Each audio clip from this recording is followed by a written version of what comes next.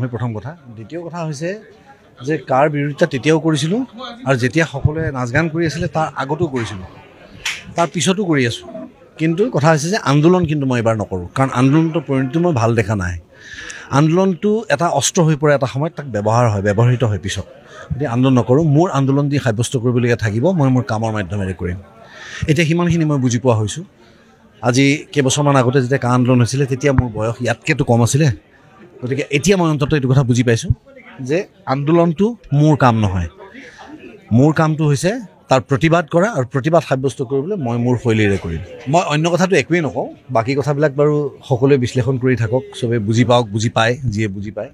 মোৰ মুখেৰে মই নকওঁ এতিয়া কিন্তু এটা কথাই মই আপোনালোকক ক'ব খুজিছিলোঁ যে আপোনালোকে যদি মন কৰে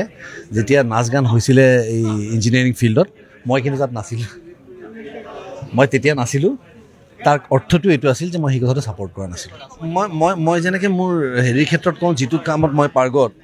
শৰীৰ চৰ্চাৰ ক্ষেত্ৰত মই কওঁ যে শৰীৰটো এদিন বনোৱাটোৱে ডাঙৰ কথা নহয় তাক 37 বছৰ ৰাখি থোৱাটো ডাঙৰ কথা গতিকে মোৰ কথা হৈছে যে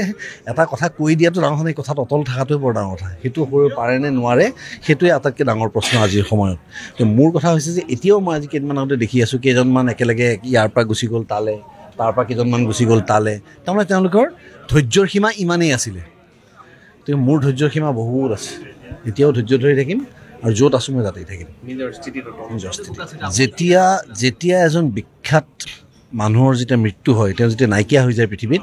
তাৰপিছত এনেকুৱা মানুহ বহুত পোৱা যায় যিয়ে লগ পালে কয় যে তেখেতৰ লগত মোৰ বিৰাট ভাল আছিলে এদিন সন্ধিয়া তেওঁ মোক অমুক কৈছিল কাৰণ তেওঁ প্ৰমাণ কৰিবলৈ ইজন মানুহ নাই নহয় জীয়াই গতিকে সেইবিলাক কথা আৰু ভাবি থাকিলে আপোনাৰ কৈ লাভ নাই আমি প্ৰথম কথা দ্বিতীয় কথা হৈছে যে কাৰ বিৰোধিতা তেতিয়াও কৰিছিলোঁ আৰু যেতিয়া সকলোৱে নাচ গান কৰি আছিলে তাৰ আগতো কৰিছিলোঁ তাৰ পিছতো কৰি আছোঁ কিন্তু কথা হৈছে যে আন্দোলন কিন্তু মই এবাৰ নকৰোঁ কাৰণ আন্দোলনটোৰ পৰিণতি মই ভাল দেখা নাই আন্দোলনটো এটা অস্ত্ৰ হৈ পৰে এটা সময়ত তাক ব্যৱহৃত হয় পিছত যদি আন্দোলন নকৰোঁ মোৰ আন্দোলন দি সাব্যস্ত কৰিবলগীয়া থাকিব মই মোৰ কামৰ মাধ্যমেৰে কৰিম এতিয়া সিমানখিনি মই বুজি পোৱা হৈছোঁ আজি কেইবছৰমান আগতে যেতিয়া কা আন্দোলন হৈছিলে তেতিয়া মোৰ বয়স ইয়াতকৈতো কম আছিলে গতিকে এতিয়া মই অন্ততঃ এইটো কথা বুজি পাইছোঁ যে আন্দোলনটো মোৰ কাম নহয় মোৰ কামটো হৈছে তাৰ প্ৰতিবাদ কৰা আৰু প্ৰতিবাদ সাব্যস্ত কৰিবলৈ মই মোৰ শৈলীৰে কৰিম মই অন্য কথাটো একোৱেই নকওঁ বাকী কথাবিলাক বাৰু সকলোৱে বিশ্লেষণ কৰি থাকক চবে বুজি পাওক বুজি পায় যিয়ে বুজি পায় মোৰ মুখেৰে মই নকওঁ এতিয়া কিন্তু এটা কথাই মই আপোনালোকক ক'ব খুজিছিলোঁ যে আপোনালোকে যদি মন কৰে যেতিয়া নাচ গান হৈছিলে এই ইঞ্জিনিয়াৰিং ফিল্ডত মই কিন্তু তাত নাছিলোঁ মই তেতিয়া নাছিলোঁ তাৰ অৰ্থটো এইটো আছিল যে মই সেই কথাটো ছাপোৰ্ট কৰা নাছিলোঁ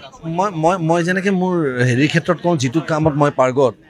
শৰীৰ চৰ্চাৰ ক্ষেত্ৰত মই কওঁ যে শৰীৰটো এদিন বনোৱাটোৱে ডাঙৰ কথা নহয় তাক 37 বছৰ ৰাখি থোৱাটো ডাঙৰ কথা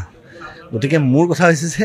এটা কথা কৈ দিয়াটো ডাঙৰ কথা এই কথাত অটল থকাটোৱে বৰ ডাঙৰ কথা সেইটো কৰিব পাৰে নে নোৱাৰে সেইটোৱে আটাইতকৈ ডাঙৰ প্ৰশ্ন আজিৰ সময়ত তো মোৰ কথা হৈছে যে এতিয়াও মই আজি কেইদিনমান আগতে দেখি আছোঁ কেইজনমান একেলগে ইয়াৰ পৰা গুচি গ'ল তালে তাৰ পৰা কেইজনমান গুচি গ'ল তালে তাৰমানে তেওঁলোকৰ ধৈৰ্যৰ সীমা ইমানেই আছিলে